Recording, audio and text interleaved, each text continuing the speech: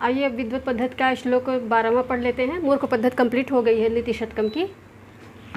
आचार्य भर्तृहरि ने नीति शतकम के श्लोकों को 10 पद्धतियों में लिखा है। 101 श्लोक हैं इस तरह से, और परिशिष्ट में 21 श्लोक हैं। तो इस तरह से नीति शतकम में पूरे 121 श्लोक आए हैं।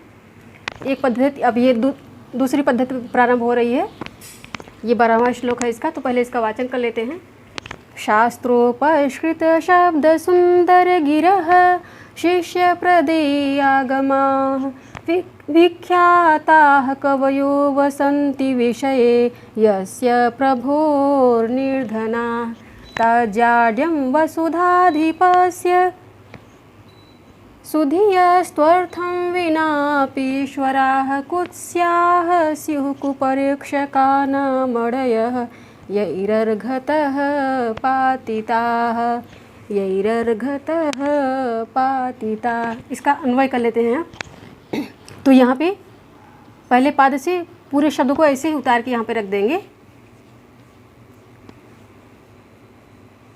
शास्त्रोपस्कृत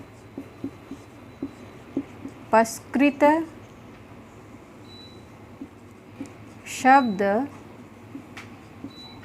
सुंदर गिरह। इसका अर्थ है शास्त्रों द्वारा परिष्कृत शब्दों से सुंदर वाणी बोलने वाले शिष्य प्रदेयागमाः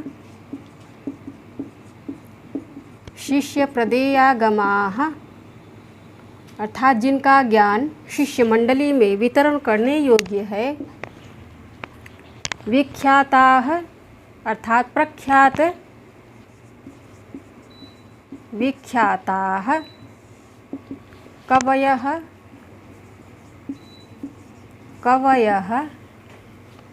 कवि कवयः, यह इकारांत पुल्लिंग शब्द है, बहुवचन में है। यस्य प्रभोः, ये उकारांत पुल्लिंग में षष्ठी एक वचन का शब्द है। ये प्रभोः, जिस राजा के, यस्य प्रभो विषय राज्य में या शासन में, विषये विख्याता कवयः यस्य प्रभोः विषये। अब यहाँ पे निर्धनाः वसन्ति, निवास करते हैं। ये वसति वसतः वसन्ति रूप चलता है, धातु रूप चलता है इसका, वस धातु है ये। लट लकार में प्रथम पुरुष बहुवचन में बन रही है। वसुधा तत्, यहाँ पे तत् को निकाल कर रखेंगे। तत् वसुधाधिपस्य, वसुधा अर्थात पृथ्वी के पालक, वसुधाधिपस्य जाड्यम अर्थात मूर्खता, यह मूर्खता उस राजा की है।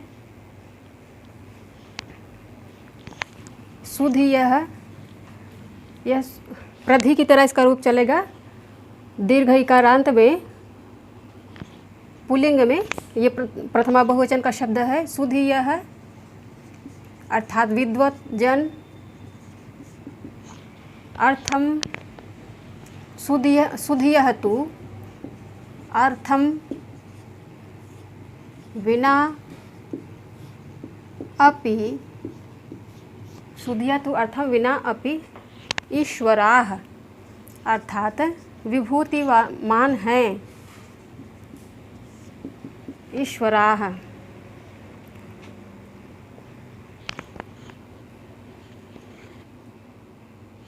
यही है। अब यहाँ पे यही को रखेंगे। यही है मड़यः, मणि ही मणि मड़यः इसका रूप चलता है। यही है मड़योः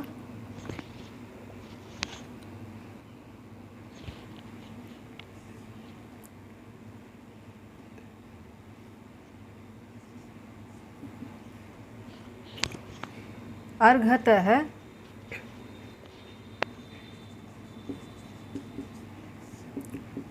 पातिताः। इसका अर्थ है कि मूल्य, उसका मूल्य न्यूनतम, उसका मूल्य कम करके उसके मूल्य को घटाते हैं, अर्थात मूल्यतः उसको कम करते हैं। अर्घतः पातिताः। अब यहाँ पे ब्रैकेट में ते रख देंगे, ते कुपरीक्षकाः।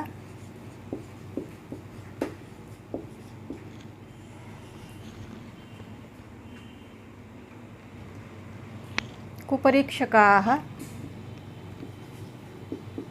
कुत्स्याः स्युः।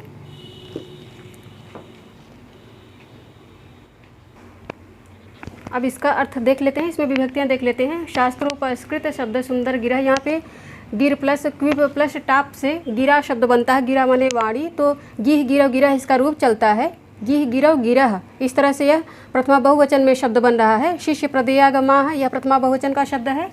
विख्याताः, यह भी प्रथमा बहुवचन का शब्द है, यह भी प्रथमा बहुवचन का शब्द है पुल्लिंग में, यह भी पुल्लिंग में है। यस्य, यह षष्ठी बहुवचन का शब्द है, पुल्लिंग में, षष्ठी एक वचन का शब्द है, सर्वनाम है ये। प्रभोः, यह उकारांत पुल्लिंग शब्द है, षष्ठी एक वचन का। विषये सप्तम्यंत है पुल्लिंग में। निर्धनाः, वसंत, ये निर्धनाः बहुवचन है, ये वस धातु है। लट लकार प्रथम पुरुष बहुवचन में। तत्, ये सर्वनाम है नपुंसक लिंग में।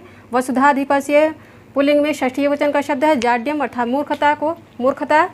सुधि, यह सुधि सुधि, ये इकारांत दीर्घ इकारांत पुल्लिंग में प्रथमा बहुवचन का शब्द है, तो ये अव्यय है। और अर्थम, धन के बिना, अर्थम अर्थ के बिना ही, अर्थ के बिना ही, बिना ये अव्यय है। अपि भी अव्यय है। धन, अर्थम, इस तरह से यह भी प्रथमांत है। ईश्वरा है, यह प्रथमा बहुवचन में है।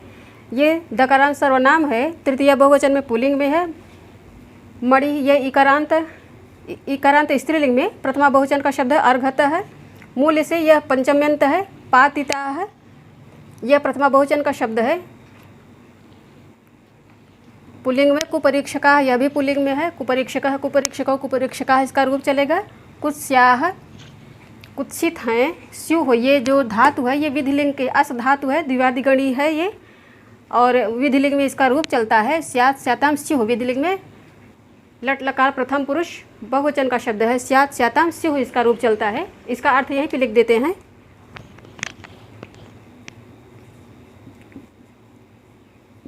शास्त्रों से परिष्कृत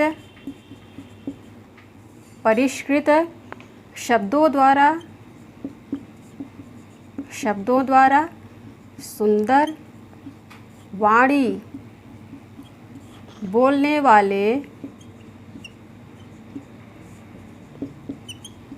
वाले, यहाँ पे विद्वत वर्ग के लिए ये शब्द आया है। जिनका ज्ञान,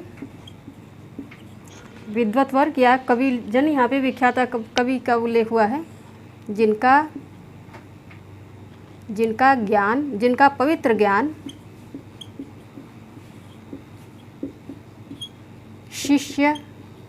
शिष्यों को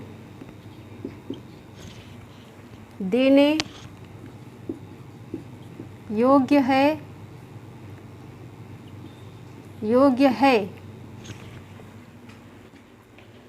प्रख्यात कविजन जिस राजा के राज्य में, यहाँ पे विषय राज्य में निर्धन होकर निवास करते हैं, वह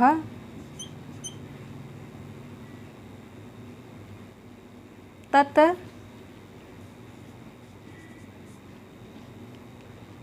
राजा की, तत् वसुधाधिपस्य अर्थात पृथ्वीपालक,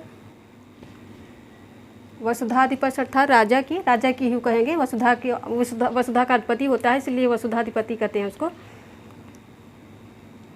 उस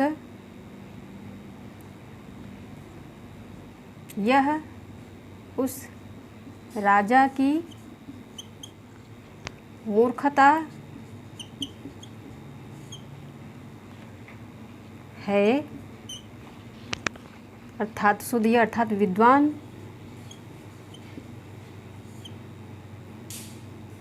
लोग तो धन के बिना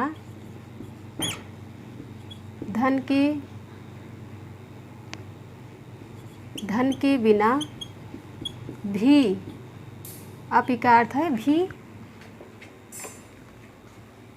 विभूति मान है, जो जिनके द्वारा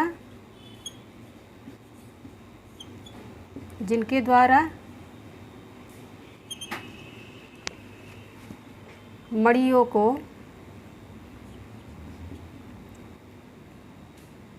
यहाँ पे मणि का रत्न को रत्न कहेंगे, मूल्यतः अर्थात मूल्य से, मूल्यतः या कम मूल्य कह देंगे, कम मूल्य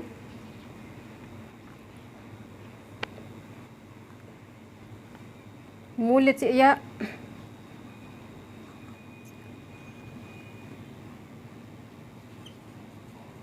मूल्य कम आंकते हैं वे परीक्षक रत्नपारखी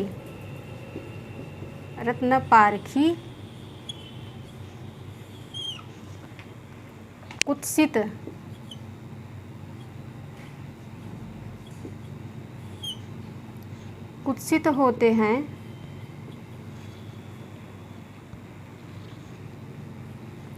स्यु अर्थात यहाँ पे चाहिए, होने चाहिए,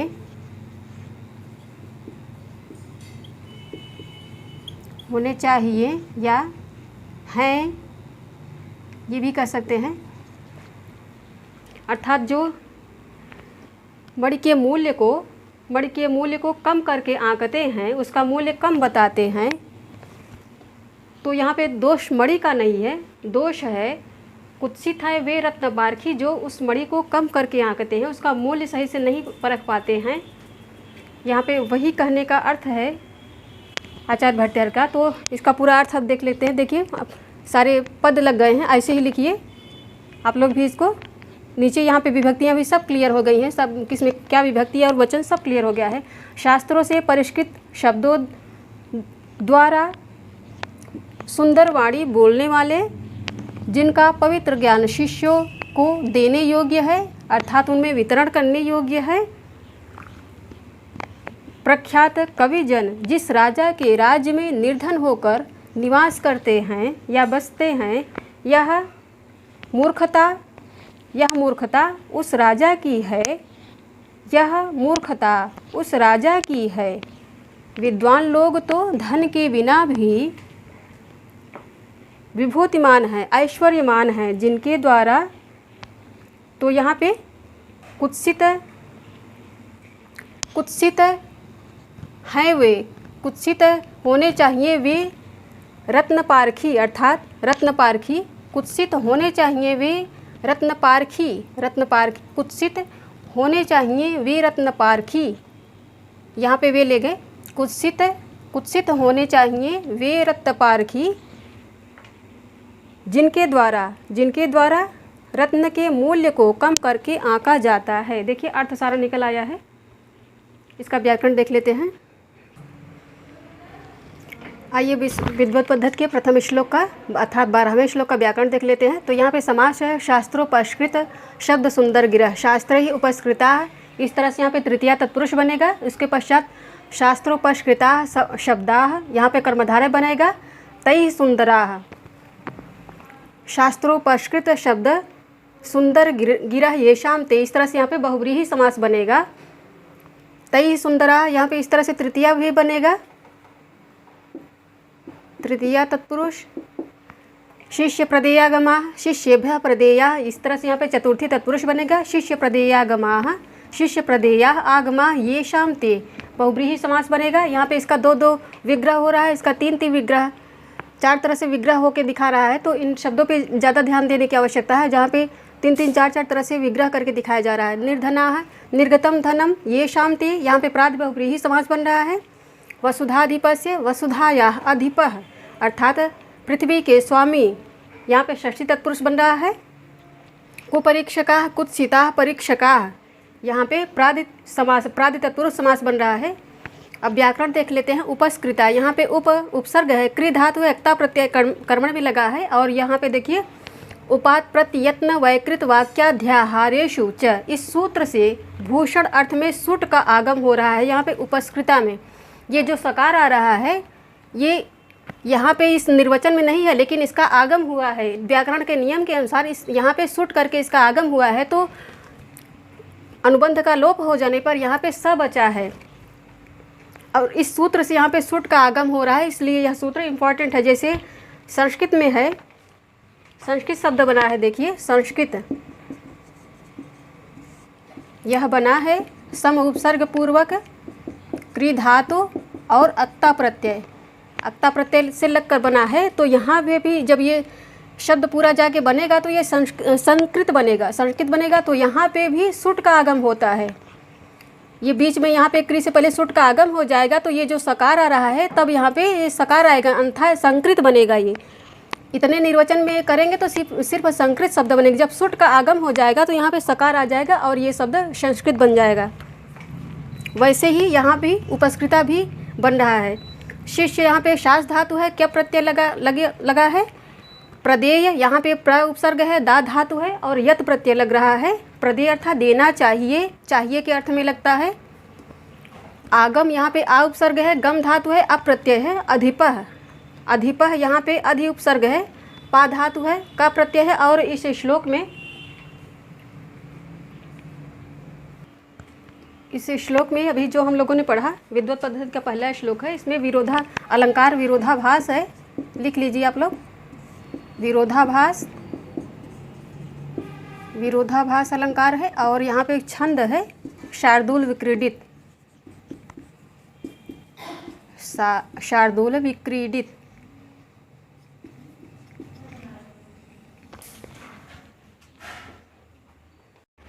आइए साथियों, अब विद्वत पद्धति का 13वां श्लोक हम लोग पढ़ लेते हैं।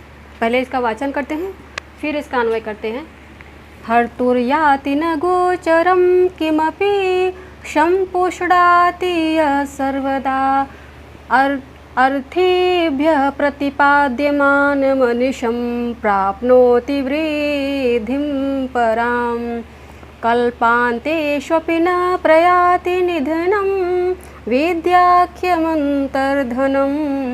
येषां तान् प्रतिमानमुज्झत नृपाः कहतैः सह स्पर्धते, कहतैः सह स्पर्धते। अब इसका अन्वय कर लेते हैं। ब्रैकेट में विद्याख्यम कर देंगे, विद्याख्यम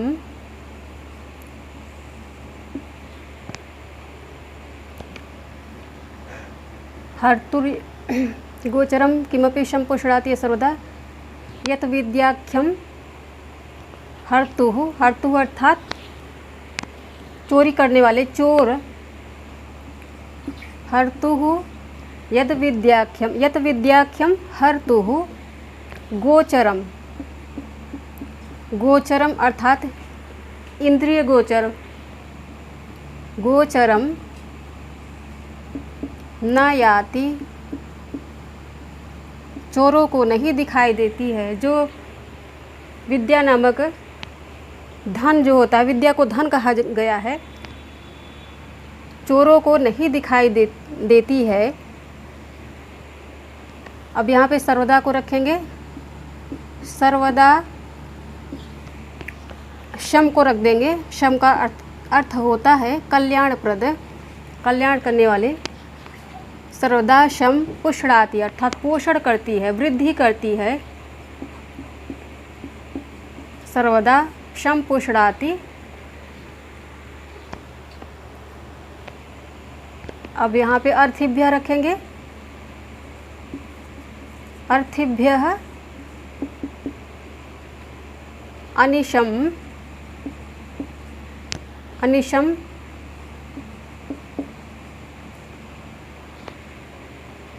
प्रतिपाद्यमानं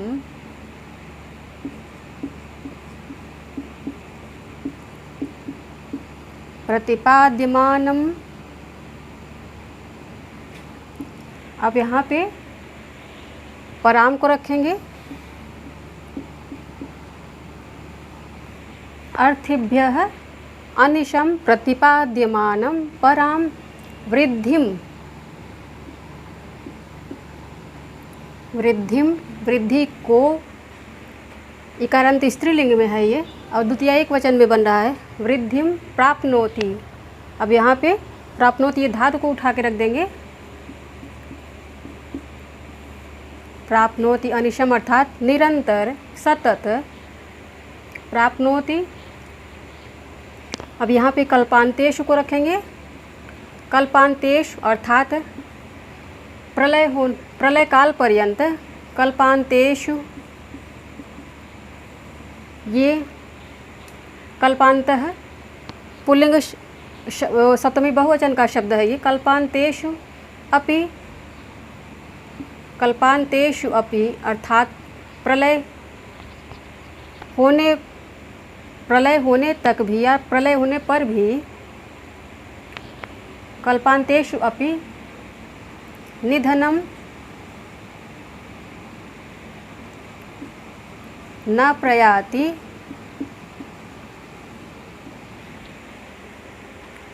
कल्पांतेषु अपि निधनम न प्रयाति। अब यहाँ पे तत् को कर देंगे। यहाँ पे यत आया इसलिए तत् को रखेंगे। तत् विद्याख्यम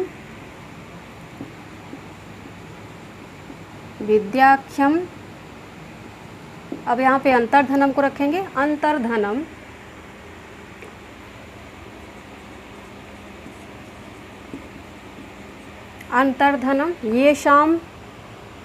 येषाम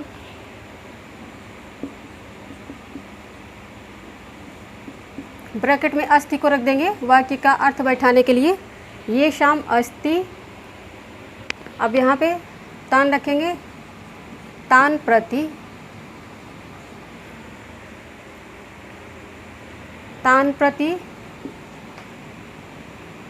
हे नृपाः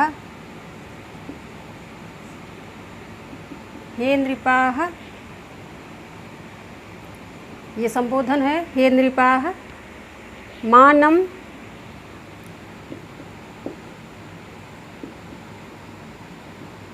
मानम उज्झत अर्थात अभिमान को त्याग दो। अब यहाँ पे कह को रखेंगे। ये यहाँ पे विसर्ग को सकार हो रहा है।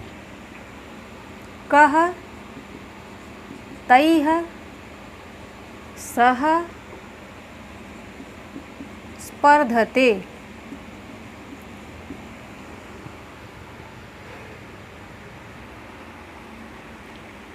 यहाँ पे देखिए सारे पद लग गए हैं। यत विद्याख्यम यहाँ पे ये दकारांत शब्द है सर्वनाम का।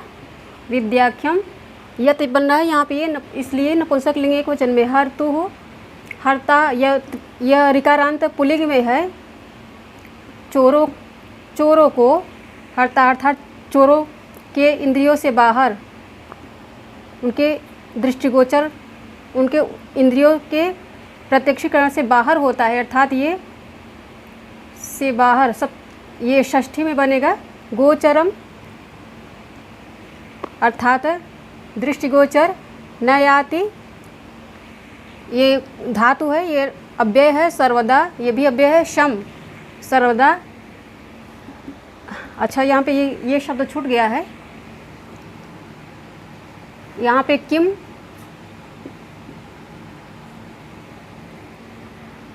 उसके पश्चात शम रखेंगे। शम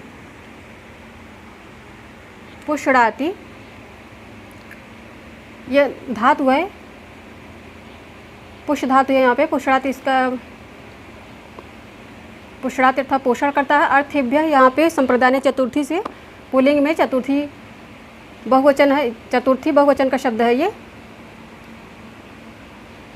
और ये अनिशम निरंतर प्रतिपाद्यमानम पराम अर्थात अत्यधिक प्रतिपाद्यमान अर्थात बांटने पर भी पराम वृद्धि अत्यधिक वृद्धि को, यहाँ पे वृद्धि को ये द्वितीयांत है, द्वितीय एक वचन में है। वृद्धि इकारांत स्त्रीलिंग में प्राप्नोति ये धातु है, प्राप्त करती है। कल्पांतेषु अर्थात प्रलय होने पर भी, प्रलय ये सप्तमी बहुवचन का शब्द है पुल्लिंग में। अब ये धातु है निधनम नाशिको, यह द्वितीय एक वचन में है। प्रयाति जाता है, यह क्रिया है। तत् वह, यह दकारांत सर्वनाम है नपुंसकलिंग में। विद्या का वह धन अंतर्धन, वह विद्या नामक अंतर्धन जिसके पास है। ये शाम, यह दकारांत है। ये शाम ये षष्ठी बहुवचन में है, ये क्रिया है। तान ये द्वितीय तत्सर्वनाम है पुल्लिंग में, द्वितीय बहुवचन में है। प्रति, यहाँ पे तान द्वितीय आया है इसलिए यहाँ प्रति आया है अव्यय। ये प्रति के साथ द्वितीय में ही आता है। हा प्रतियोगी पे द्वितीय एक सूत्र है। हे नृपा, ये अब संबोधन शब्द है नृपा है। मानम, मान को छोड़ दो, ये द्वितीय एक वचन में है। कह ये प्रथमा है, प्रथमांत है पुल्लिंग में। तई है, यह दकारांत सर्वनाम है, तृतीय बहुवचन में पुल्लिंग में। सह स्पर्धते, स्पर्धा कर सकता है। अब यहीं पे अर्थ लिख देते हैं, यहीं पे लिख देते हैं, समझ में अच्छे से आ जाएगा। जो विद्या नामक धन, यहाँ पे ऐसे इसको समझ लेंगे। जो विद्या धन, विद्या नामक धन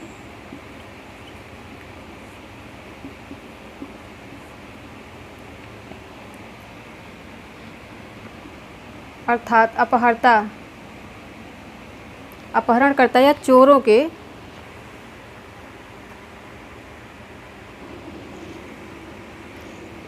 विद्या नामक धन, यहाँ पे रख देंगे। धन है विद्या, हरण करने वाले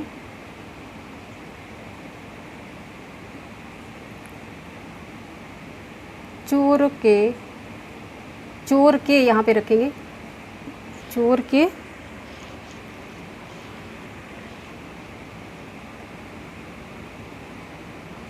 प्रत्यक्ष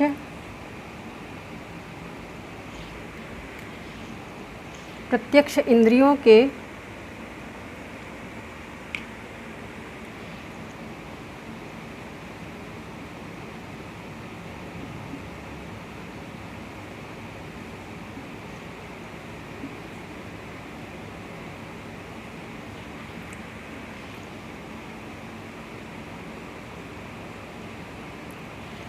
प्रत्यक्ष इंद्रियों के,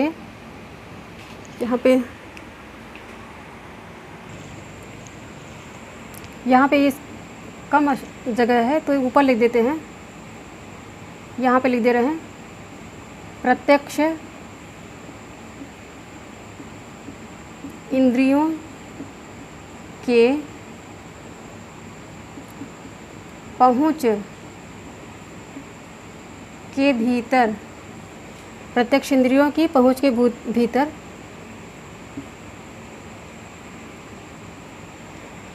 नहीं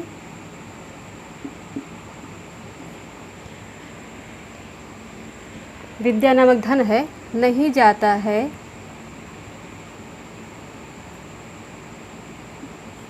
सदैव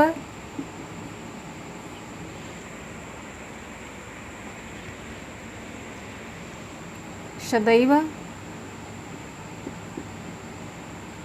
कल्याण की वृद्धि करता है। यहाँ पे शम पुषणाति, किम शम पुषणाति को करेंगे इन तीनों को लेकर। वृद्धि कल्याण, सदैव कल्याण की वृद्धि या पोषण करता है।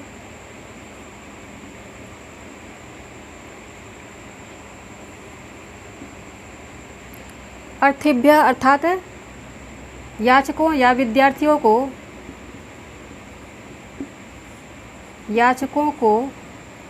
निरंतर देते हुए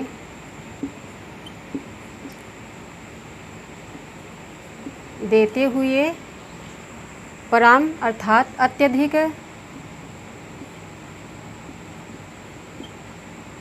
अत्यधिक वृद्धि को,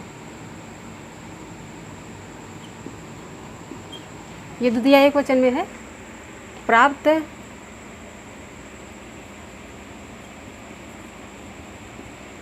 करता है। कल्पांतेश अर्थात प्रलय होने पर भी, प्रलय होने पर भी यहाँ रखेंगे, इसके सामने रखेंगे, प्रलय होने पर भी नाश को, ये भी द्वितीया है, नहीं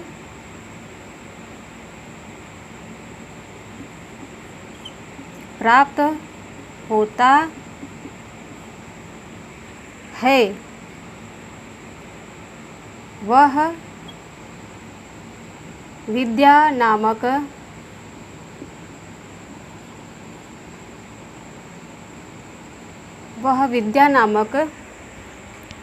गुप्त धन या छिपा हुआ धन,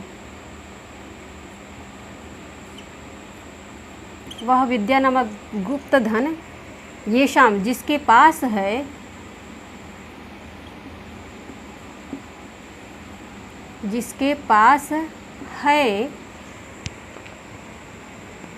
उनके प्रति ये अभिता परिता समयान निक्षा हा प्रतियोगी पे द्वितीया, इसी कारण यहाँ पे प्रति है, इसलिए यहाँ पे द्वितीया आ गई है तान, उस सूत्र से यहाँ पे द्वितीया हो रही है। उनके प्रति हे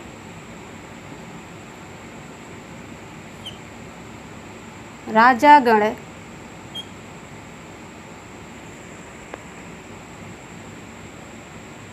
अभिमान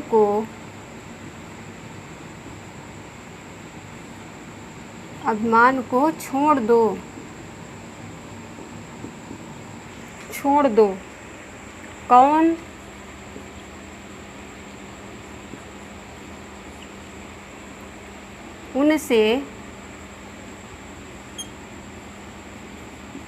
उनसे स्पर्धा कर सकता है। देखिए अर्थ निकल आया इसका यहाँ पे। अब इसका अर्थ देख लेते हैं। देखिए सब शब्द निकल आए, सब क्रम से हो गए और सबका अर्थ भी बता दिया है, विभक्तियाँ वचन भी सब पता चल गई। अब देख लेते हैं। जो विद्या नामक धन हरण करने वाले चोरों के प्रत्यक्ष इंद्रियों की पहुंच के भीतर नहीं आता है, याति है, आता है यहाँ पे होगा, जाता है नहीं आता है भी लिख देंगे, वाक्य सही से बैठेगा। नहीं आता है सदैव कल्याण की वृद्धि करता है, याचकों को निरंतर देते हुए अर्थात बांटते हुए अत्यधिक वृद्धि को प्राप्त करता है। प्रलय होने पर भी जिसका, यहाँ पे कहेंगे प्रलय होने पर भी जिसका नाश नहीं होता है, वह विद्या नामक गुप्त धन अर्थात छिपा हुआ धन जिनके पास है, जिन विद्वानों के पास है, जिसके नहीं, यहाँ पे जिनके कहेंगे क्योंकि बहुवचन का अध्याहार हो रहा है यहाँ पे, जिनके पास है उनके प्रति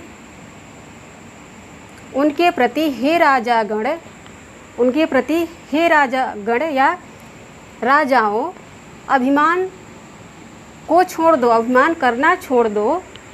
कौन उनसे स्पर्धा कर सकता है, कौन ऐसे विद्वानों के साथ स्पर्धा कर सकता है, क्योंकि उनके पास विद्या नामक धन है। कहा जाता है कि स्वदेशी पूज्यते राजा विद्वान सर्वत्र पूज्यते। जिसके पास विद्या नामक धन है उसे किसी और धन की ज़रूरत ही नहीं है, क्योंकि जो सरस्वती का सेवक है, कलम का सेवी है, उसके पास लक्ष्मी अपने आप आएंगी। क्योंकि कहा जाता है कि जैसे लक्ष्मी यदि सरस्वती हैं तो लक्ष्मी जैसे उनके चरण में बंधी उनके पास रहेंगी, वो मजबूर हैं रहने के लिए। इसीलिए सरस्वती और लक्ष्मी 36 का आंकड़ा रहा करता है दोनों जन में, क्योंकि जहाँ सरस्वती रहती है वहाँ लक्ष्मी को जाना ही पड़ता है बाध्य होकर, और जहाँ सरस्वती होती हैं वहीं पे लक्ष्मी जाके स्थायी होती हैं, अन्यथा लक्ष्मी चंचला कही जाती हैं। जहाँ सरस्वती हैं नहीं है वहाँ पे वो ज़्यादा दिन टिकती नहीं है। मान लीजिए किसी वरदान से, किसी सौभाग्य से, क्या पूर्व जन्म के कर्म से किसी के पास बहुत लक्ष्मी आ भी गई, यदि सरस्वती नहीं है तो वो ज़्यादा दिन वहाँ टिकती नहीं है, क्योंकि वो खुद कहती हैं कि मैं चंचला हूँ। शुकनाशोपदेश में यही उन्होंने कहा, लक्ष्मी की चंचलता, लक्ष्मी की सारे गुणों की बहुत अच्छे से बखान किया है वहाँ पे शुकनाश ने चंद्रापीठ से। आप लोग पढ़ रहे हैं, वो उसको पढ़े होंगे लक्ष्मी के विषय में। तो इसीलिए यहाँ पे कहा गया है कि जो विद्या नामक धन जिसके पास है वही वास्तव में समृद्ध है, वही वास्तव में धनी है, क्योंकि विद्या ऐसा धन है कि इसका कल्पांत अर्थात प्रलय होने पर भी कभी नाश नहीं होता है।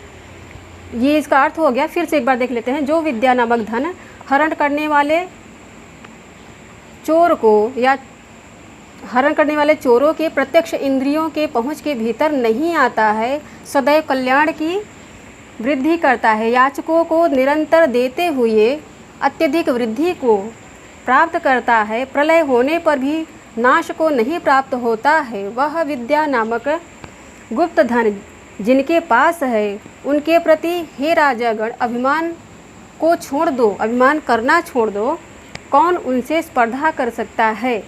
ये इसका अर्थ हो गया। ऐसे ही लिख लीजिएगा, आराम से सब अर्थ निकल आएगा और अर्थ आप लोगों की समझ में भी आ जाएगा। इसका व्याकरण देख लेते हैं। इसका व्याकरण देख लेते हैं 13वें श्लोक का। कल्पांतेषु कल्पानाम अंता, यहाँ पे षष्ठी तत्पुरुष बन रहा है। विद्याख्यम, विद्या इति आख्या नाम अस्य तत्, यहाँ पे बहुब्रीहि समास बन रहा है। अंतर्धनम, अंतर्गतम धनम अर्थात छिपा हुआ धन, यहाँ पे मध्यम पदलोपी समास है। व्याकरण है हर्ता, यहाँ पे हृ धातु है, त्रिच प्रत्यय है कर्तरी में। गोचरम, गो प्लस चर धातु है, घ, ये घ प्रत्यय लगा है। गोचरम प्रतिपाद्यमानम, यहाँ पे प्रति उपसर्ग है, यद धातु है, यद धातु है, ऋच और शानच दो प्रत्यय लग रहे हैं। यह प्रतिपाद्यमानम है, इसलिए शानच प्रत्यय यहाँ पे है।